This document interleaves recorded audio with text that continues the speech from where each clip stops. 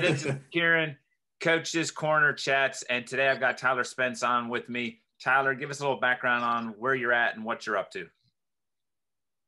So currently I am the assistant strength and conditioning coach at Limestone University down in Gaffney, South Carolina. I specifically work with 6 teams, 2 of which are the men's and women's programs here. And I do a lot of work on the field and off the field with the men's program. And that looks like all the weight training, all the fitness is what our head coach says, but we'll call it conditioning. And then I do a lot of their warm-ups, a lot of their cool downs, and I'll travel to games and do some game warm-ups as well at home when I have the time, because I do work with 6 other teams, and that proves to be a little difficult. And I also deal with their GPS data, so I manage their training load as well. Before that, I did an internship at the University of Maryland. So I got a chance to work with the University of Maryland men's soccer program. And then I spent 2 years as a graduate assistant at Salisbury University, again, working with the men's soccer program. And then during my time there, I think it was like summer of 2018, I was out with University of Denver. So I got to work with their men's soccer program as well. And all that experience has gotten me to where I am now. And then I'm also one of the NSCA soccer special interest group council members. And NSCA stands for National Strength and Conditioning Association, for those who don't know. So that's pretty much what I'm doing right now. That's awesome. So to kind of get people caught up on why we're together is I started posting some stuff online, and I've actually joined his Facebook group, and I've joined a couple other ones, and I just started throwing some questions out as to pros and cons of how much, in terms of strength and conditioning and having like a formal program. And then Tyler was cool enough to kind of keep spitting stuff back to me. And then both of us kind of came to the conclusion that it'd be so much better for me personally to kind of hear Tyler's and vice versa. And then for me to put this out and then hopefully help more coaches that are out there. And if they've got more questions, then Tyler will be an awesome resource for those people that can follow up. Because it sounds like you've had a lot of experience with the men's soccer side of things, which is cool. And from different kind of geographical spots and levels and stuff. So that's pretty cool. So I'm just going to kind of throw out some questions and then we'll kind of see where things go. And so my big issue was like, we had a kind of subpar year record wise.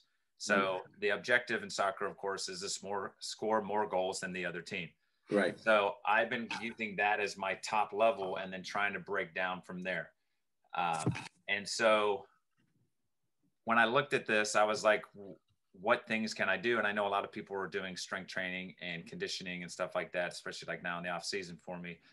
And so my question to you was kind of like, where does strength training come into play in that? And how does that help my program become more successful at putting the ball in the net?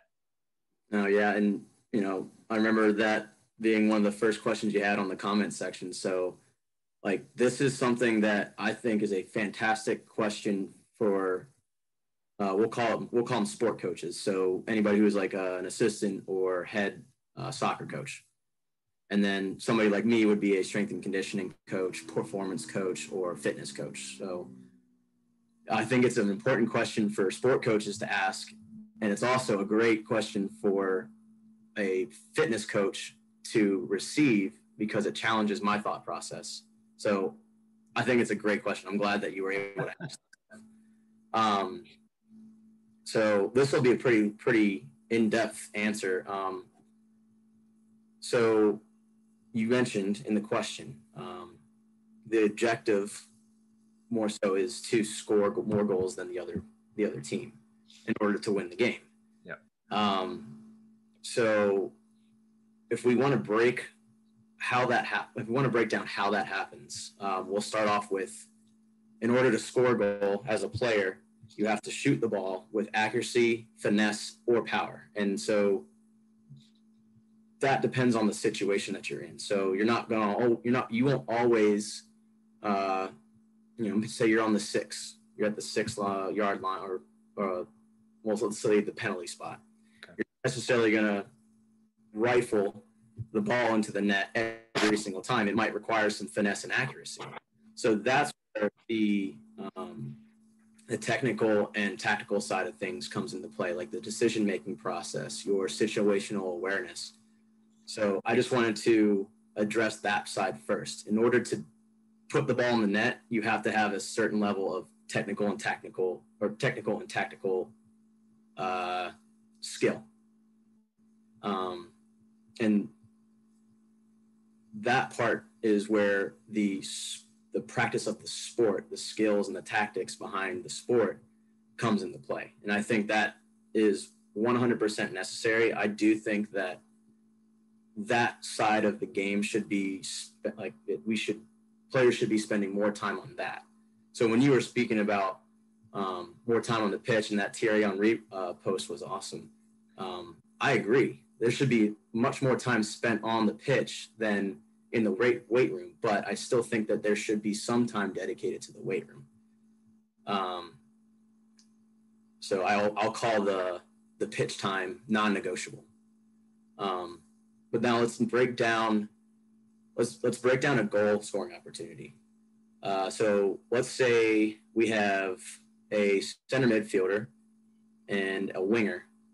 The center midfielder receives the ball, turns to, let's say we're looking towards the right side of the field, and sends a through ball to the right winger, down the channel to the attacking half of the part of the field. In order for that receiver to receive that ball, the winger is going to have to sprint onto the ball, because the ball's not going to come right to him. It's a through ball, so it'll go into space where the winger will run onto it.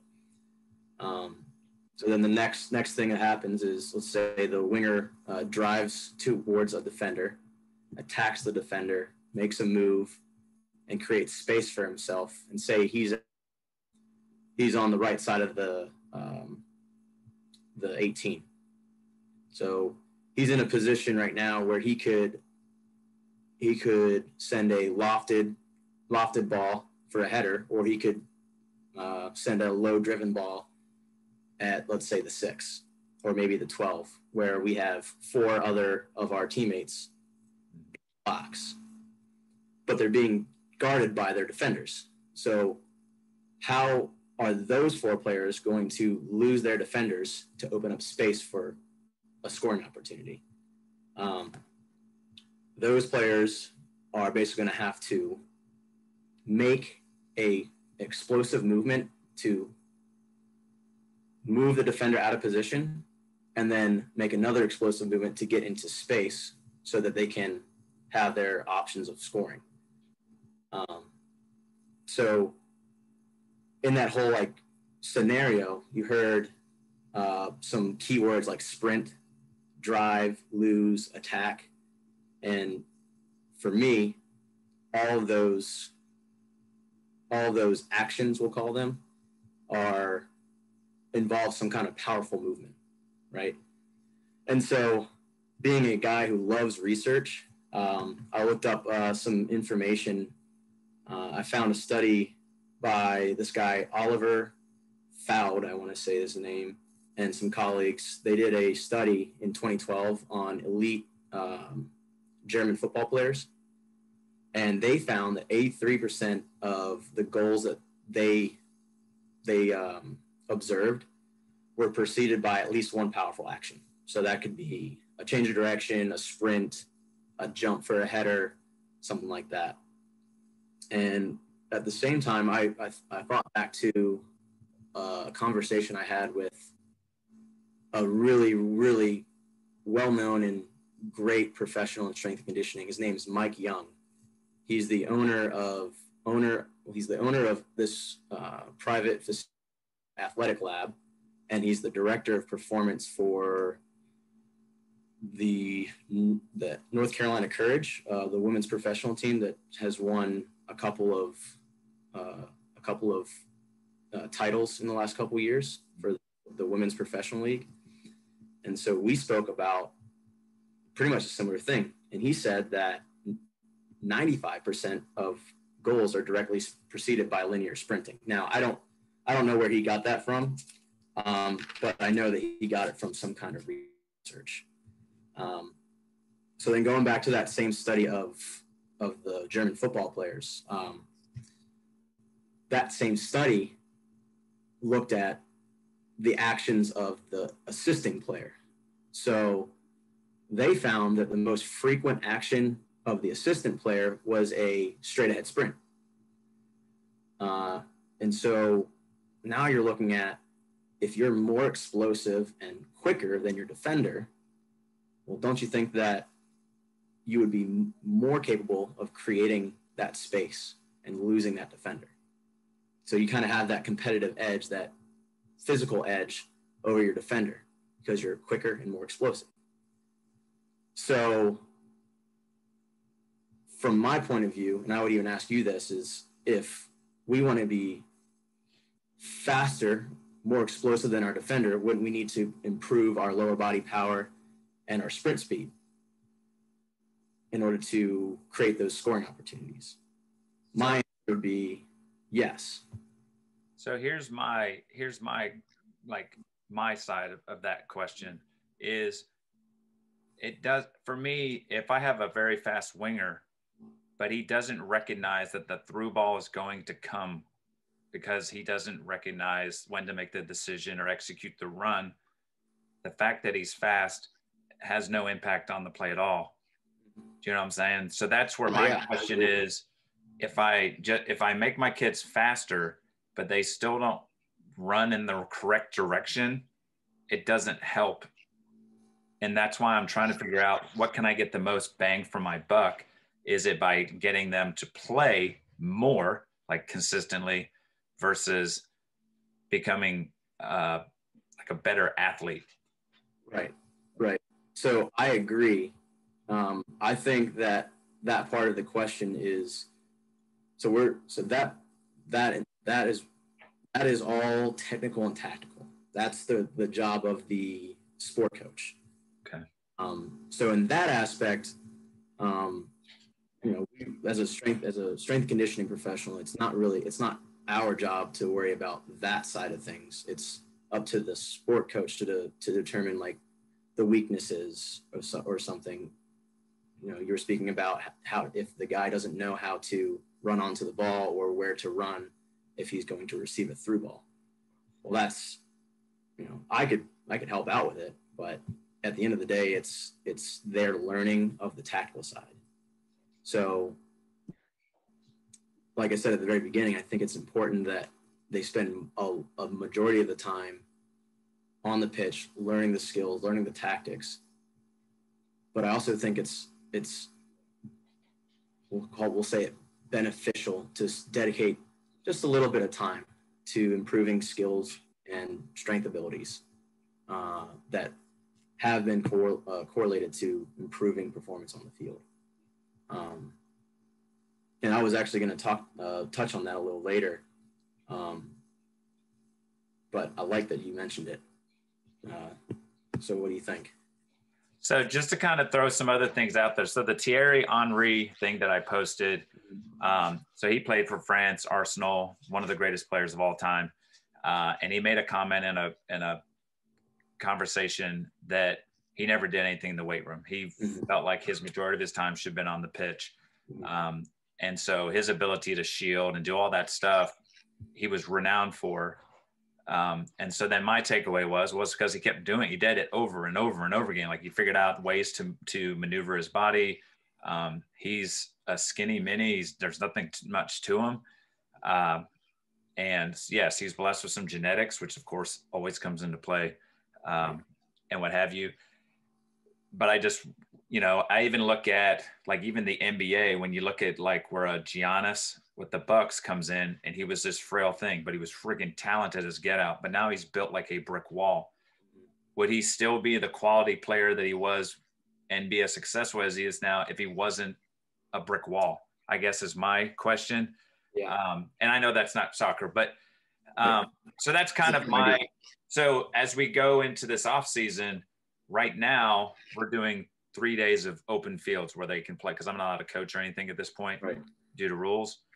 So we just we manipulate the size of the field. So like today they're playing small side. It's all 3v3, 4v4. So it's smaller field, quicker decisions, execution, and then the intensity is up. Whereas like on a Thursday, we do 7v8, 7v7, 8v8. And then on Saturdays, we play full field. So they're getting like different stimuli, if that makes sense. Like I'm controlling the intensity, number of decisions, number of actions, all that kind of stuff. So now I'm thinking, when I look at my team, our decision making's not where it needs to be. Our execution's not where it needs to be. So then the question comes up, like someone asked me a couple of times when I've talked to them about all this that I've been throwing out, is like, how does a back squat help my soccer team become better passers, decision makers, and scorers? Well, that's kind of that's my conundrum. And I think, and then we'll get into some other stuff later, but that's kind of where I'm at.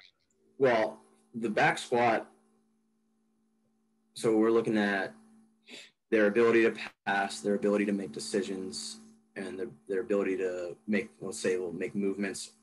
We'll call it soccer movements, like an overlap or shielding or anything like that. So the back squat, I wouldn't necessarily say impacts those aspects. It allows them, granted, if they have a decent understanding of soccer technique, or we'll say like passing technique, shooting techniques, foot skills, and then the tactical side of things of where they are on the field, what kind of movements they should do, etc. There's tons that we really don't need to get into, but the back squat doesn't necessarily attack those. That's for them to practice and for the coach to instill on them. But the back squat helps with their lower body strength, which allows them to physically perform those actions at a better rate, harder, faster, as long as they have that decent level of skill development from the soccer side of things. So I would agree with you that if these kids have poor decision-making skills, have their foot skills, their passing skills aren't up to par, that it may not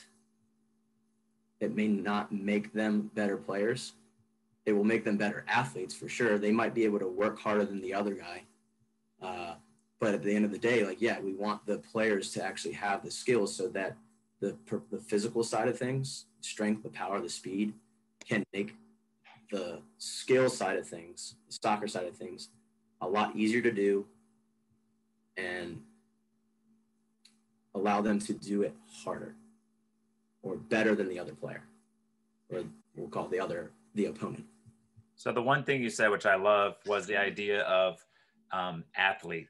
Like, I'm just at the high school level. Like, I want my kids playing multiple sports. So go play basketball, go do baseball, go do track. Like, I want you to become a good athlete. So I think the other part for me is, I love to work out. Worked out this morning. I love to, take eating right and all that kind of stuff. I think it's also just for them long-term wise, for the betterness of, obesity and all this stuff we hear about that's out there, giving them the opportunities to do something that's going to make them physically stronger, self-esteem. So I see all the pros of it. And I put it in, one of my questions is about, do you see maybe at the high school level or even at the college level, is it more not just making them stronger, but more of it's like a cultural bonding type thing and a building of family? Oh yeah, absolutely. It just we'll say a couple things. One, it gives the whole team more time together. Most strength training sessions or conditioning sessions will last, 45 minutes to an hour. That's another hour of time together where they can build relationships. Being a former player myself at the high school and college level, just being able to put in work with my teammates, help each other out and see each other improve really boosted my confidence and boosted the confidence of the team in general. So it helps with the improvement of culture. I would also say, with the soccer culture in America and even in Europe, the weight room is viewed as I wouldn't necessarily say frowned upon, but I'll say frowned upon. Not many coaches want their players training, but just having them involved kind of builds that culture of, hey, let's go. We should be training to improve our body, make us more resilient, get us stronger. So it helps improve that side of the culture. There was something else that I wanted to say about the long-term athletic development that you were mentioning, like at the level that you're working at, like with high school, even middle school and under. Long-term athletic development is so much more important than how much weight you're moving. So I like that you said, I want them playing multiple different sports because it exposes them to different types of movement. With soccer, it's a lot of running. It's more of it's what we call it we'll call it with simple terms, a speed endurance sport. So you have to sprint a lot, but you also have to do it for a long period of time. Like at the college and professional level, it's 90 minutes with 45-minute halves and like a 15-minute halftime. So you have to be able to do that a lot. But let's think of basketball, for example. It's more of a power speed sport. You still have to play for maybe an hour or so, but there's so many different movements that you see in basketball that you don't see in soccer. Mm-hmm. So we'll get into like the term early specialization.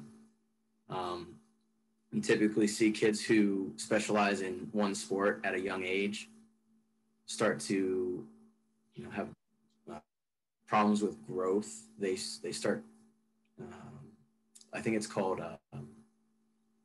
burnout once they get to that college level. They peak in high school, but they don't play as well in college. And then you also see like a lot of overuse injuries because they're doing the same movements all the time and they're not exposing their bodies to different types of movements. So trying to think of another sport that would touch on like the coordination of things. So I would say maybe like baseball. You have to have a whole lot of hand-eye coordination to play baseball. Mm-hmm. Whereas for soccer, it's more of a foot, we'll call it foot-eye or eye-foot kind of thing. But it challenges the brain and the body to do something that they're not used to, which allows them to do different movements and expose their bodies and muscles to different movements so that we'll call it they're physically competent. We'll call it that. And that all aids in how they develop as an athlete throughout high school, throughout college, up until they're hopefully at the professional level. Mm-hmm. What is your thoughts on like in terms of it? So we've kind of touched on the strength side a little bit. On the conditioning side, is there a place in time for like just running sprints just to run sprints? Or again, going back to my issue is sprinting without the ball or making decisions or communicating or executing, then I'm missing that whole piece of the puzzle that we are struggling at. So would I get more bang for my buck continually to do open fields, letting them play more? Or is there a spot where I need to be doing, in your opinion, some like, whatever sprints and interval work and what have you?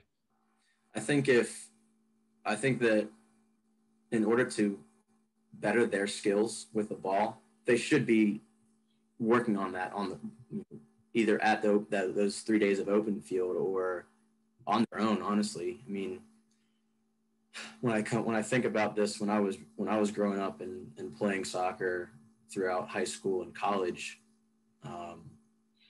I got all of my tactical, my my decision making and my situational awareness abilities and skills. I got them challenged when I was at practice, but I would go out either before or after practice or on an off day and really just work on my dribbling skills, my passing skills, and my shooting skills, because that is specific to me. I need to be working on that for myself. But then we look at the physical side. Without the ball, no skill, or no technical skill, no tactical skill. What I do physically, so looking at sprints, looking at going out for a 3-mile run, that's going to help me perform my skills in a more efficient way, probably faster, because if I can sprint faster without the ball and I practice on sprinting with the ball, well, I'll most definitely sprint faster with the ball if I combine those two. So it's the physical and the technical side that kind of have to go hand in hand and combine in order to create that product of sprinting faster with the ball. And then sprinting consistently, not maybe like 2 or 3 times a week. That helps with faster running. You can maintain speed for a longer period of time if you train your sprints. And then if you do your intervals, like you were mentioning, so say like sprint hard for 10 seconds and rest for 20 seconds, something like that.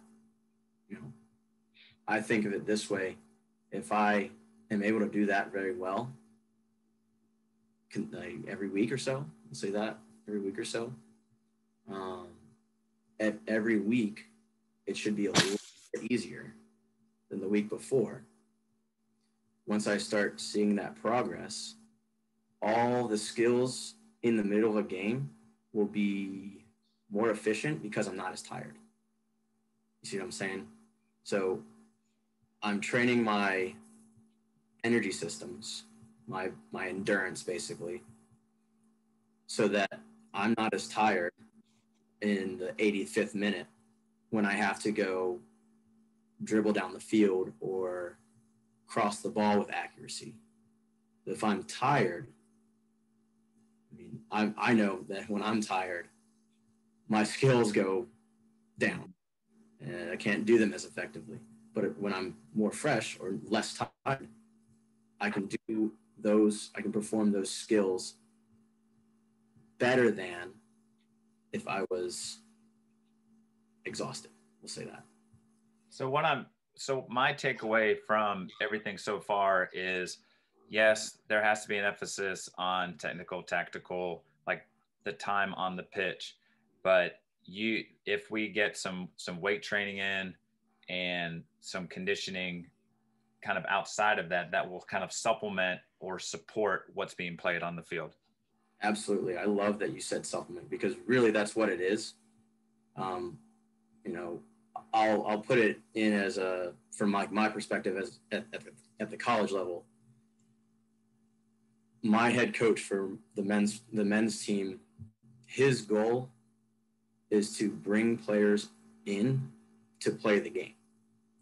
That's the whole goal. Like he has to recruit players to play the game well. Okay, well, my job is to make sure that they are able to handle that kind of physical, I'll call it stress, physical stress on the body. And really it's just supplementing their whatever physical abilities they have, whether it be, their endurance or their strength or their sprint speed. If I can supplement that and have it translate to the field, that's great. And that goes back to my point is I'm not saying that we need to be training in the weight room every day or doing conditioning sessions or sprint sessions every day, because that's not what the guys are here for. They're here to play soccer. Mm-hmm.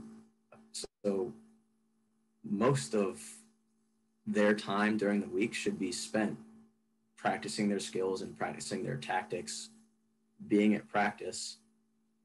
But if they want to improve their game physically, spending a decent amount of time with weights and with conditioning is so crucial. And something that I've learned in the last 3-4 years of being a strength coach is be a well-rounded athlete, regardless of sport.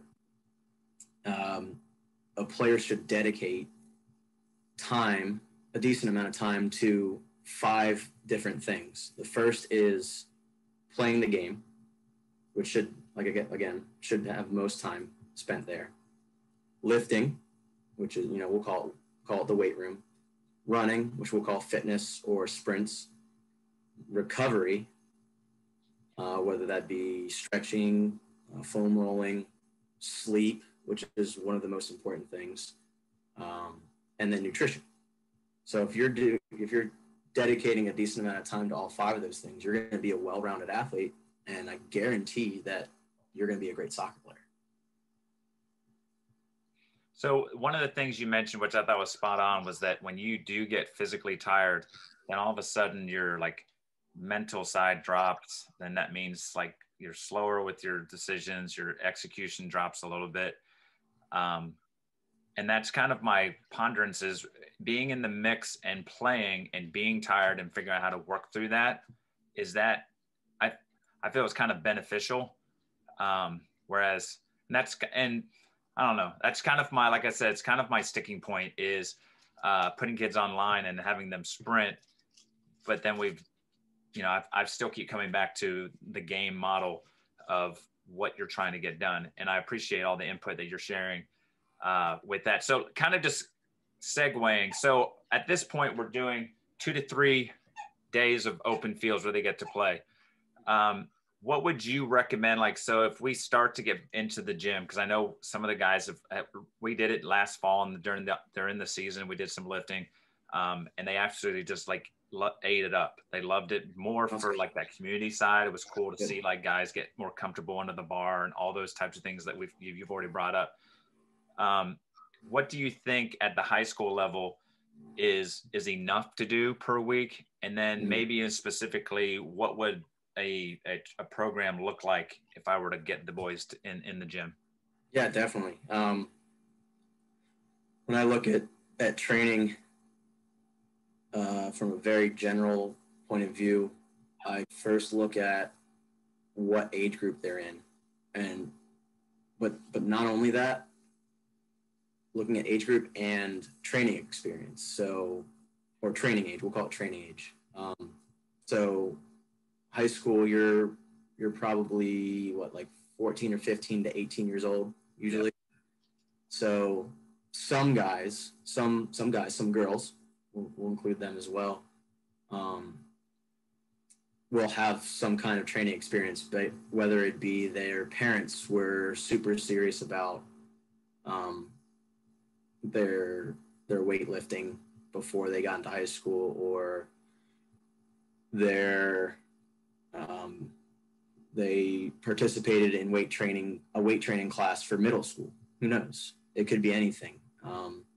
Those people would be better off with a little bit more advanced, say intermediate training, not advanced training, because you have to, I wouldn't say any high schoolers are super advanced, but they'd benefit from more intermediate kind of weightlifting. Mm-hmm. But not everyone, and I would say most high school athletes don't have a whole lot of experience in the weight room. So at the high school level, my whole goal is to have a plan in place that focuses on basic movements, like squatting, what we call it hinging, but that's like you probably know what an RDL is, right? Mm-hmm. So RDLs, deadlifts, push-ups, pull-ups, but we'll get very general with this and say squat patterns or squat movements, hinge movements, upper body pushing, so like a bench press or a push-up, upper body pulling, so like a bent over row or a chin-up,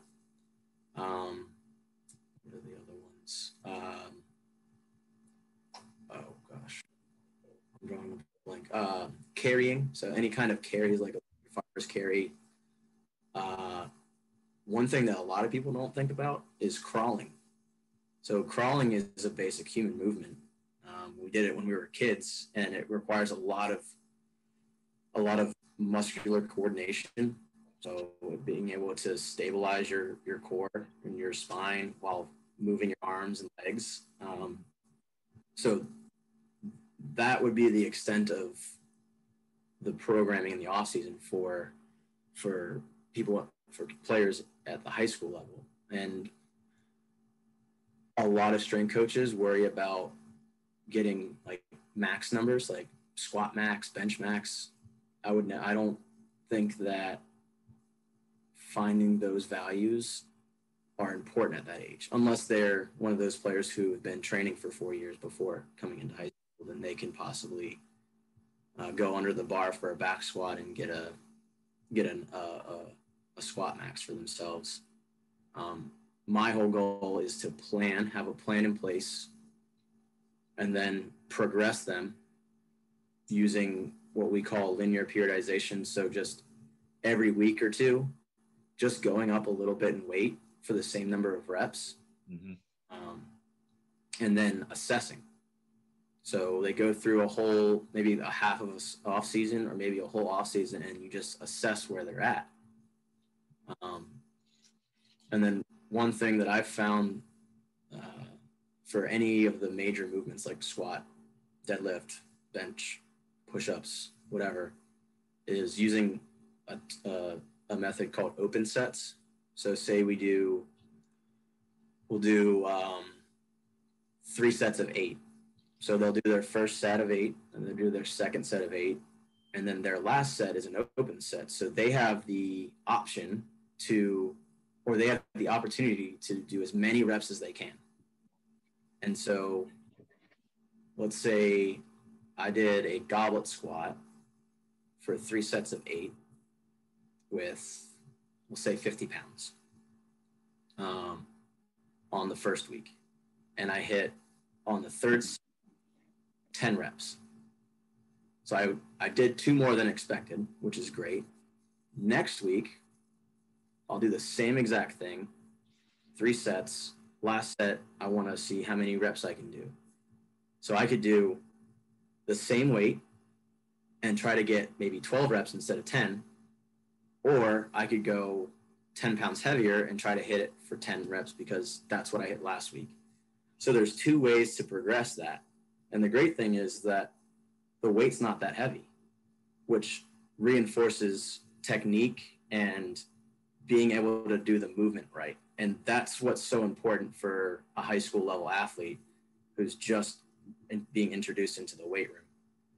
It all goes back to that long-term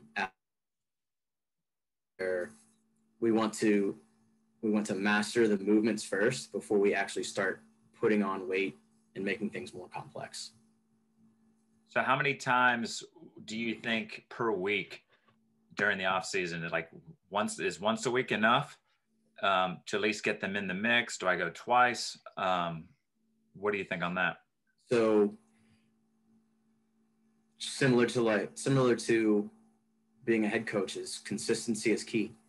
So if I'm only doing 1 training session a week and we have 12 weeks of an off season, you only train train 12 times. Well, now let's put it to 2 weeks, or two times a week. Okay, so now that's 24 times, or 24 training sessions in 12 weeks. Well, all right, it's the off season. We're not playing as much as we would be in season. So my guess is you'd be probably practicing every day and then having a game on the weekends or something like that. Well, now we're playing open field 2 to 3 times a week. So I can really push possibly even 3 times a week for the weight room. Understanding that they are playing on those 3 days and not pushing them too hard where it negatively affects their time on the field. So like, I don't want to make them crazy sore the day before field session. Mm-hmm. But the other thing is, and I've run into this a lot with coaches, is that they come into the off season and then they at the college level, you're allowed to practice a couple times a week for, I think they limit it to like 4 hours with the ball. They get concerned that, oh, they're so sore. Well, yeah, they're sore. They haven't been training like this for a couple weeks because they've been playing. So just like if you took off playing soccer for a month or two and you come half, the next day you're going to be sore. Like, it happens to me all the time. I'm probably, at 8:30 tonight, I'm going to go play a rec league game, and I haven't played for months. I'm going to be sore tomorrow. That's just how the body adapts. So soreness, and we'll call it a drop in performance, is going to happen early in the off season because they're used to doing all that stuff. But that's okay. That's part of progressing. But I think that 2 to 3 times a week, especially at the high school level, with more repetition, more reps than weight, is going to be probably the best recipe for a novice athlete in the weight room. But that also depends on how much time they have available, because I don't know how much time high school athletes have available to them. I'm assuming that it's not a whole lot because they're in school for the first half of the day, and then they probably have practice, and they might be playing the clarinet for another hobby, and where are they going to fit in the weight room? So I that's another aspect that you got to think about. But very minimal, 2 times a week would be best. So just kind of summarizing everything that I've kind of taken in. One, which I think is cool coming from a strength and conditioning coach, saying that, yes, the time on the field is super important. Like, that's where, like you said, it's the college coach at where you're at, Limestone, is bringing in players to play soccer at a high level, not to come in and become, I don't know what to call weight room warriors, or you know what I mean? They're not there to be powerlifters unless there's a powerlifting team at the school. Those guys are.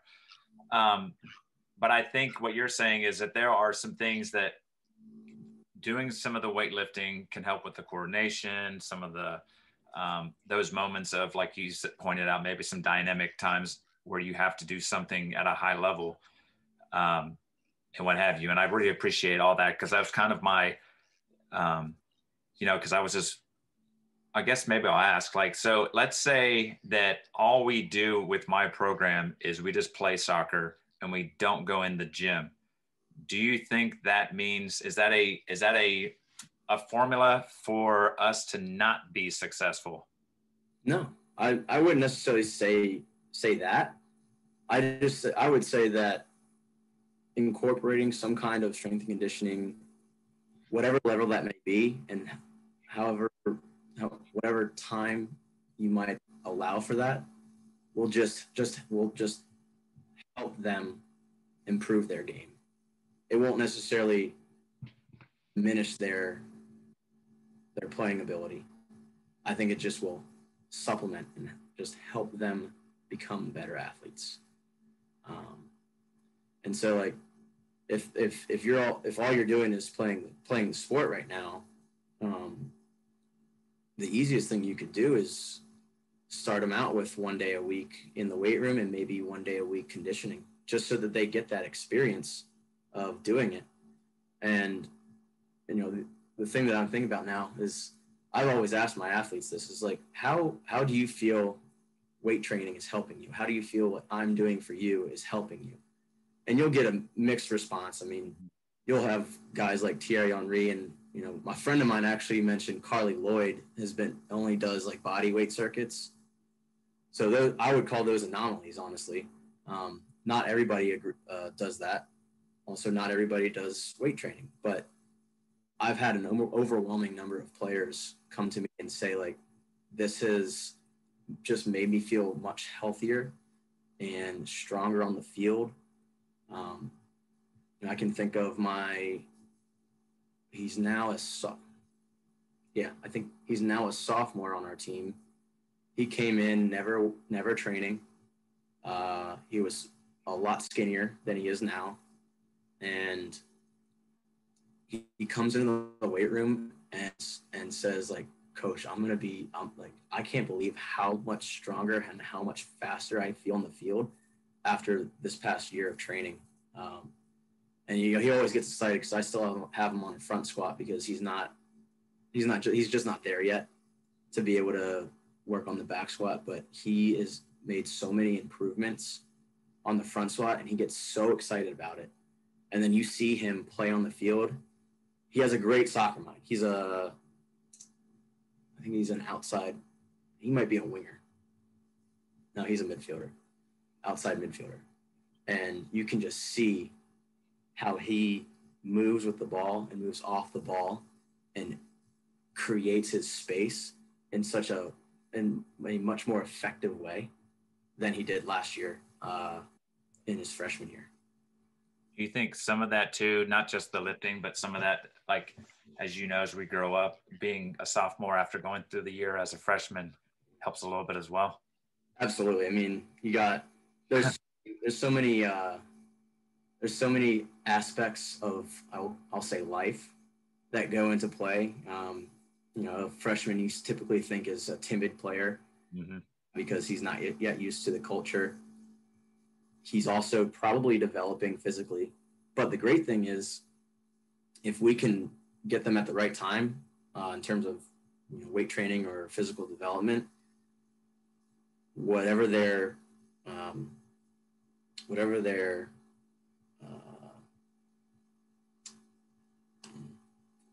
overall development, we'll say, whatever their overall development is at that point, well, we can take advantage of what they're doing by incorporating weightlifting and stressing the body more. So it kind of, we'll say, accelerates their development.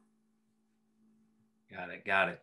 Hey, I have loved this conversation. This has been awesome. And I think might be the start of more conversations, because I think we've kind of like just done the tip of the iceberg. Yeah, absolutely. I'd love to talk more, man. But like I said, when we started going back and forth, and you even said, hey, we need to just chat, because I think it's easier to do instead of doing it. Oh yeah. Facebook Messenger and all that kind of crap. But if others want to get in touch with you, what's the easiest or best ways to get in touch with you, or even to join the Facebook page? Okay, so first with the Facebook page, they can just go to our page on Facebook, look up NSCA, all caps, soccer SIG. So soccer space, all caps SIG. And so you'll be asked a question of, what is your role in soccer? I think that's, somewhat along the lines of the question. I didn't actually the membership question.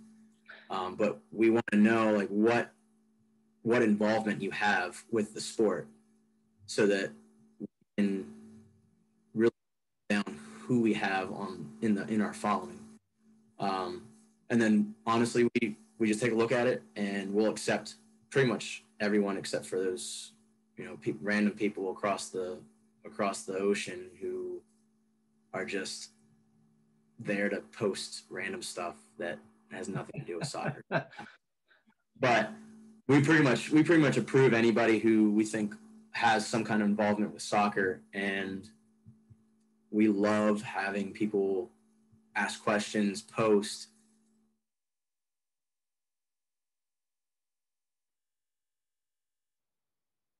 And then reach out to us, and that's Spence, SP Stone.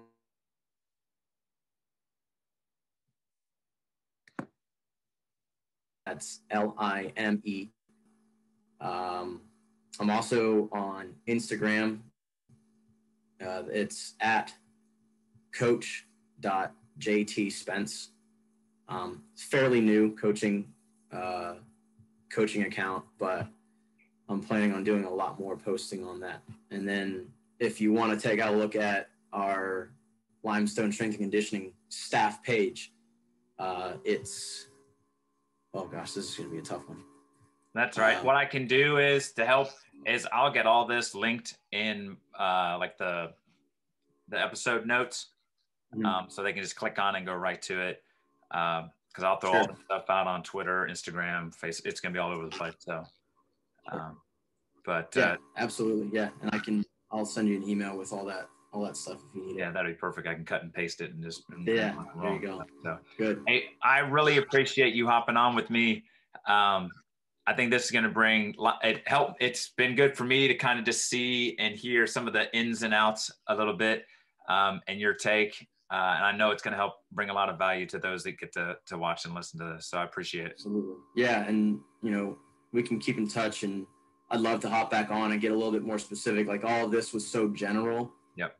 But I can get really specific with like how we can train the young athletes.